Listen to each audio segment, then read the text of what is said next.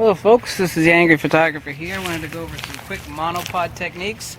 And after looking at some other crap videos, I thought, well, should I really make this video or not? Everybody wants me to do a video on monopod techniques, and after looking at all the videos that are out there, they all absolutely suck, in addition to the fact that a lot of the advice is absolutely dead wrong. Tip number one, never bring each section of your monopod out all the way, okay?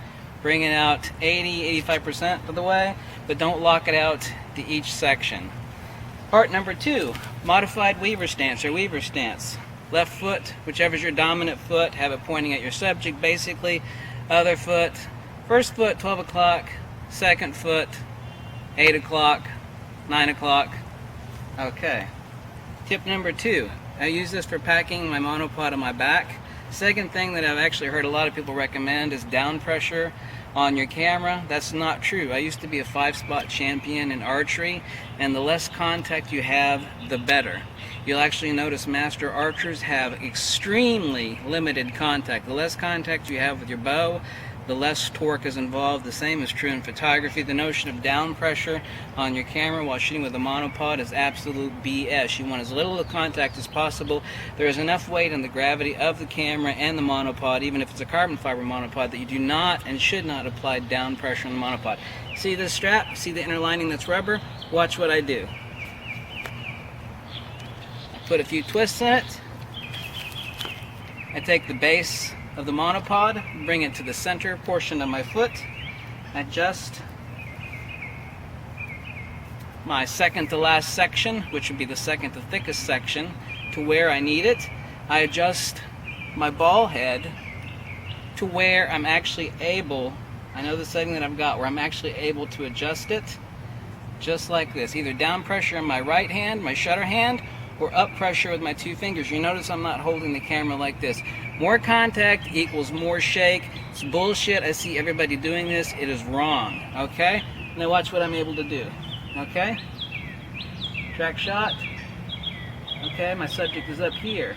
Two up pressure. I call this the mantis holding the lens. You notice my fingers are like this? Okay?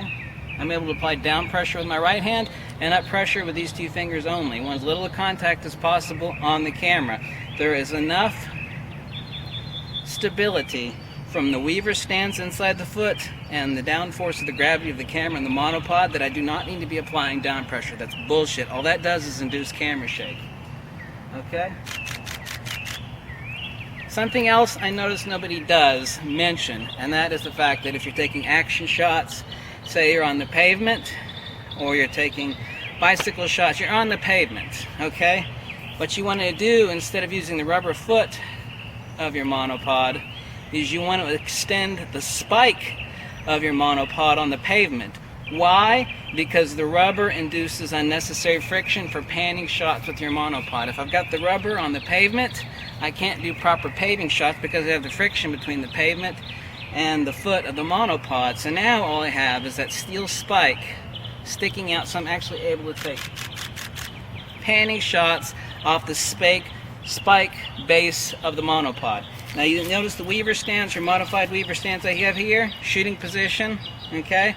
First foot or dominant foot pointing at your subject, second foot, 9 o'clock, 10 o'clock, maybe 8 o'clock, whatever's most comfortable for you, depends on your body weight. Obviously I'm top heavy, I got a big fat gut. Who knows what your center of gravity is? Maybe your center of gravity is in your hips and you're a chick. Okay, so remember, you need to get a ball head for your monopod. There's just no ifs, ands, or buts about it. It'll make things so much easier for you. I recommend the Oben BE117. There are likewise Manfrotto heads that are just as good. However, I found this is best for adjusting to the point where I'm actually able to adjust my camera with light up and down torque with my two fingers or my right dominant hand. Some other things I wanted to go over. Like for weddings. Something I never saw anybody mention, I kind of mentioned this in a prior video, is take your remote shutter cable, your wide angle lens, say you're 18 to 35 or 14 to 24, or if it's your DX camera, you're 10 to 24 or you're 12 to 24. Have your wide angle camera shots for crowds, action, especially weddings, at receptions where, you know, everybody's over there, you can't get in, and you want to get the shot that nobody else has got. Ultimately in weddings, it's about getting the shot that nobody else has got. Stick your remote trigger in, lock in your head, okay? Bring your remote release up here. Remember, half press is focus, full press is release. Once you got it half press, stick it on continuous low, continuous high, get all the shots at the key points of the reception. What you do is you extend the tripod out like this, you have your remote trigger down here, pressing it halfway, release it the rest of the way, take your wide angle, get the shots, adjust and crop, okay?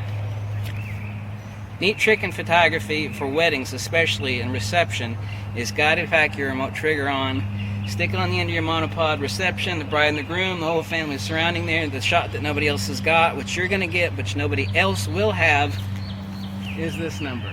Wide angle lens, remote trigger down here, halfway to focus, rest of the way, obviously to release, continuous low, continuous high, don't worry about it. Adjust for crop later, adjust for angle. If you get things wrong, who cares? You get a 12-24 or 18-35 lens anyway, it doesn't make any difference. Some other points that I wanted to hit on. No tight grip. Obviously you're going to be using this for your lens mount, like 7200 to 8200. No down pressure. I saw everybody else recommending down pressure. I wasn't even going to make this monopod video, even though I had like a dozen requests to make a monopod technique. And I thought, well, who should do that? There's got to be tons of good monopod videos out there. And I looked at them all, you know, the top hit ones, and they were crap or they had wrong advice. It's like, you know, what in the world? What am I missing here? You know, this is not that... Maybe it's because of the fact that I used to teach shooting lessons and I used to give archery lessons at the Dave's Outdoor Outfitters, and I was a 5-spot champion. And I know that more contact equals more torque and more pressure. Same thing we teach advanced shooters, is the tighter the grip, the more shake you got. And the same thing is true in camera hold. Little contact, best thing is like a firm handshake is what I tell people in shooting techniques. So I'm talking about handgun shooting techniques, but the same thing applies to actually shooting with your monopod. You've got enough steadiness from your stance, down pressure, gravity, the monopod, and your heavy DSLR. You don't need to have down pressure on your camera. All you're doing is, I see people grabbing a hold of the lens or grabbing gorilla hold of the camera and putting down. What do you need down pressure for Christ's sakes? You've either got your spike out or your rubber out. You know, as long as you know your camera isn't going to slip out forwards or backwards, you don't need down pressure. So the 3 top monopod techniques that I saw were absolute total fucking bullshit. I mean, what is wrong with people? That's absolutely incorrect advice.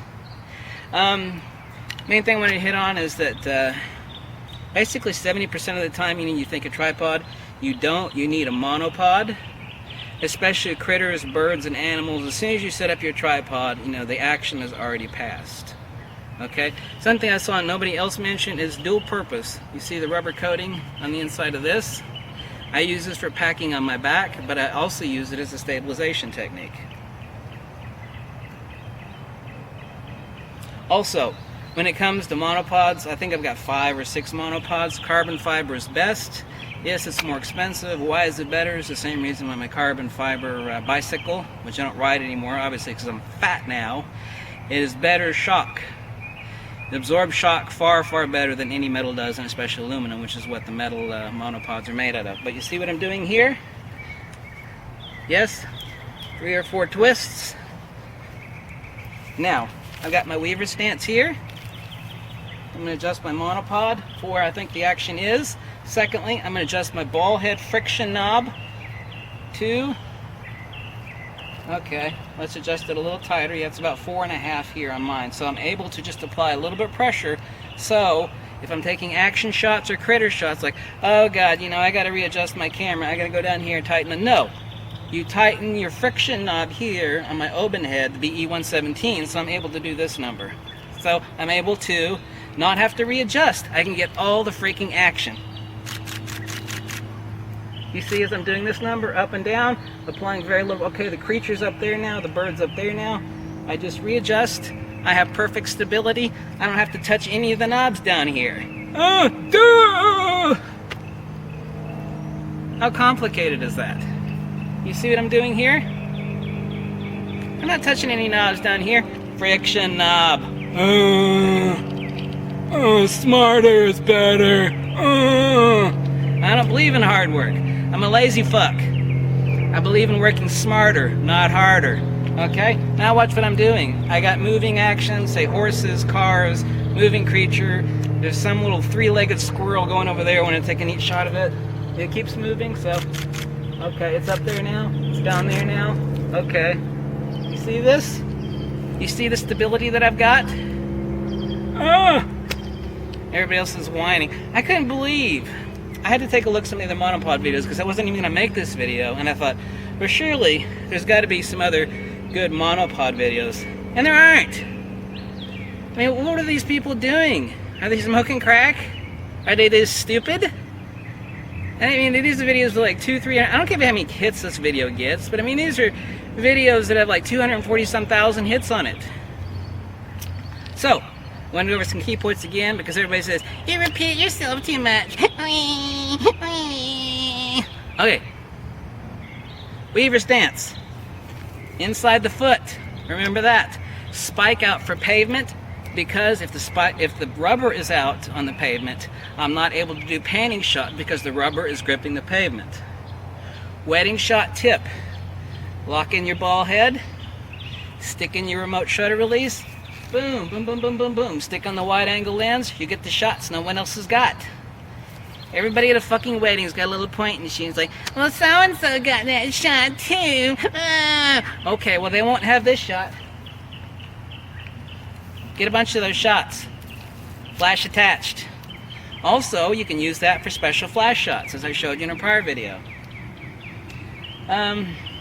Second technique, other than the Weaver stance, out like this, I rarely use it. Here we go like this. So, I have a tripod here. Boom, boom, boom.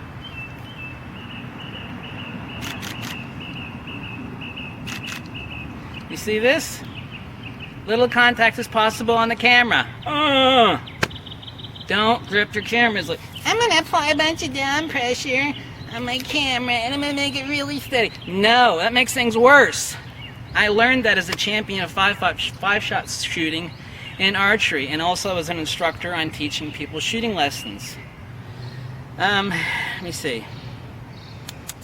Yeah, spike out I talked about. No tight grip. Obviously lens mount for 70 to 200. Got to get a ball head for your monopod. Make it carbon fiber. Why? Because carbon fiber absorbs shock. It's more expensive? Yes. Get the Siri P236. This is $99. Even the collar, the locking collars for this thing are carbon fiber. Get this, the Siri P326, or the Siri. Excuse me, I have a hard time pronouncing that. Remember what I said about a friction ball head here? Oben, BE117. No, I'm not being paid by either one of these companies. I'm recommending what's best after having tried a lot of different shit. I'm trying to save you time and money.